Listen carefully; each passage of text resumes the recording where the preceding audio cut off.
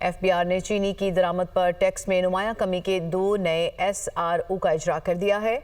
सफ़ेद क्रिस्टल चीनी की दरामद पर सेल्स टैक्स की शरह 18% से कम करके 0.25% कर दी गई।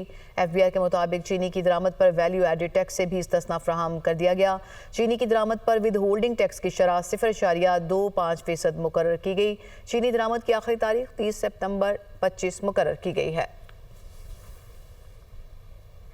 एफबीआर ने चीनी की दरामद पर टैक्स में नुमाया कमी के 2 नए एसआरओ का इजरा कर दिया है। सफ़ेद क्रिस्टल चीनी की दरामद पर सेल्स टैक्स की शरह 18% से कम करके 0.25% कर दी गई।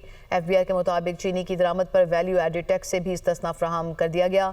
चीनी की दरामद पर विद होल्डिंग टैक्स की शरह 0.25% मुकर्रर की गई। चीनी दरामद की आखिरी तारीख 30 सितंबर 25 मुकर्रर की गई है।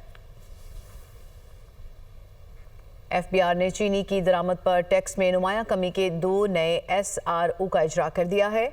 सफ़ेद क्रिस्टल चीनी की दरामद पर सेल्स टैक्स की शरह 18% से कम करके 0.25% कर दी गई। एफबीआर के मुताबिक चीनी की दरामद पर वैल्यू एडेड टैक्स से भी इस्तिस्ना फ्राहम कर दिया गया।